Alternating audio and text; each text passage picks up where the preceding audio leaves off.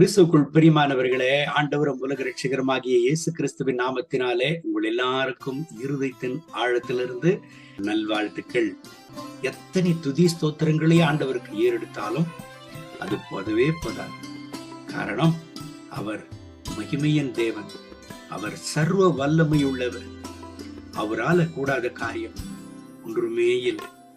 எத்தனை மேடு பள்ளங்கள், எத்தனை போராட்டங்கள், எத்தனை இடையூறுகள், எத்தனை இன்னல்கள், எத்தனை எதிர்ப்புகள், எத்தனை பாடு பிரச்சனைகள் நம்முடைய வாழ்க்கையில வந்தாலும் அவர் மாத்திரம் நம்மை கைவிடவே இல்லை. எனக்கு அன்பான தேவனுடைய பிள்ளைகளை, ஆதியாகமம் 17வது அதிகாரம் 1வது வசனத்தை வாசிக்க கேட்கலாமா? ஆபிராம் 99 வயதான போது கர்த்தர் ஆபிராமுக்கு தரிசனமாகி, நான் சர்வ வல்லமை உள்ள தேவன், நீ எனக்கு முன்பாக நடந்து கொண்டு உத்தமனாயிரு. எனக்கு அன்பான கர்த்தருடைய பிள்ளைகளை, 99 வயதுல ஆபிராமுக்கு ஆண்டவர் தரிசனமாகி, இந்த இடத்துல ஆபிராம் என்று வாசிக்கிறோம். இதற்கு அடுத்து ஆண்டவர் ஆபிராமனுடைய பெயரை ஆபிரகாம் என்று மாற்றினார். அது மாத்திரமல்ல, அவருடைய வாழ்க்கையையே மாற்றினார். அவர் சர்வ வல்லமுள்ள தேவன், அவரால் கூடாத காரியம் ஒன்றுமே இல்லை. ஆங்கிலத்தில் சொல்லப்படுகிறது எல் ஷடாய். ஆம், என் அன்பு தேவனுடைய பிள்ளைகளை, நம் ஆண்டவர் சர்வ வல்லமுள்ள தேவன். இந்த இடத்துல ஆண்டவர் சொல்றாரு, 99 வயதுல ஆபிராமுக்கு நீ என்னுடைய சமூகத்துல நடந்து கொண்டு உத்தமனாயிரு. 5வது வசனத்தை வாசிக்க கேட்கலாமா? எப்படியாக சர்வ வல்லமுள்ள தேவன் ஆபிரகாமை ஆசீர்வதித்து ஒரு கிருபையால நிரப்பி நடத்தினார் என்று 5வது வசனத்தை நாம் வாசிக்க கேட்போம். இனி உன் பேர் ஆபிராம் எண்ணப்படாமல் நான் உன்னை திரளான ஜாதிகளுக்கு தகப்பனாக ஏற்படுத்தினபடியால் உன் பேர் ஆபிரகாம் என்னப்படும். 5வது வசனத்தை வாசிக்கிற பொழுது ஆபிரகாமனுடைய பெயரை ஆபிரகாம் என்று ஆண்டவர் மாற்றினார். அது மாத்திரமல்ல, எப்படியாக ஆண்டவர் ஆபிரகாமை ஆசீர்வதித்தாருங்க? ஆதியாகமம் 17வது அதிகாரம் 4வது வசனத்தை வாசிக்க கேட்போமா?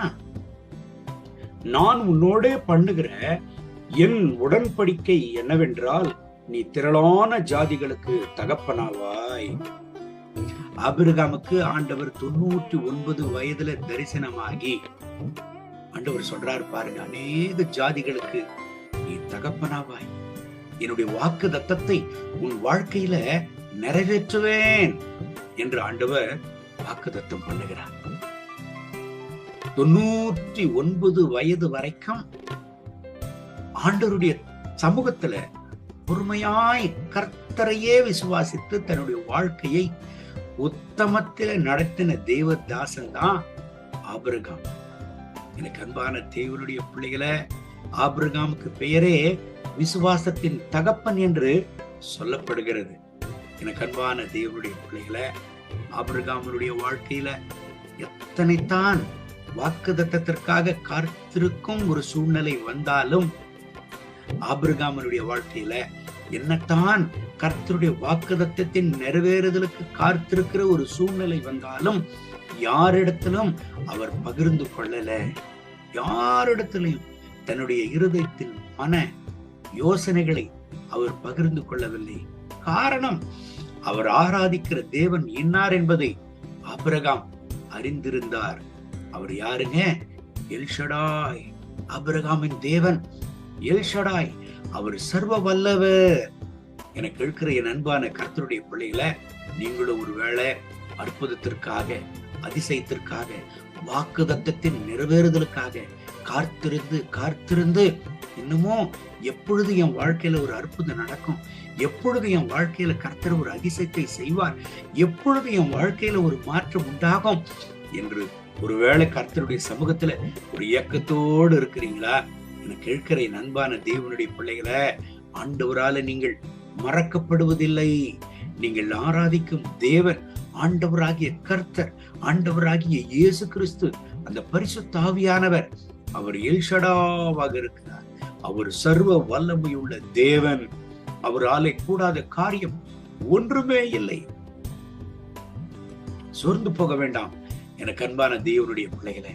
எந்த அற்புதத்திற்காக நீங்க காத்து கொண்டிருக்கிறீங்க? குழந்தை பாக்கியத்திற்காக காத்து கொண்டிருக்கிறீங்களா?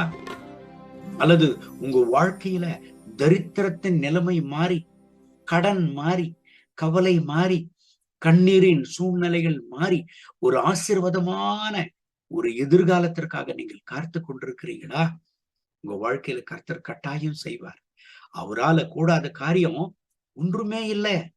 சர்வ வல்லமுள்ள தேவன் உங்களுக்கு ஒரு அற்புதத்தை செய்வார்.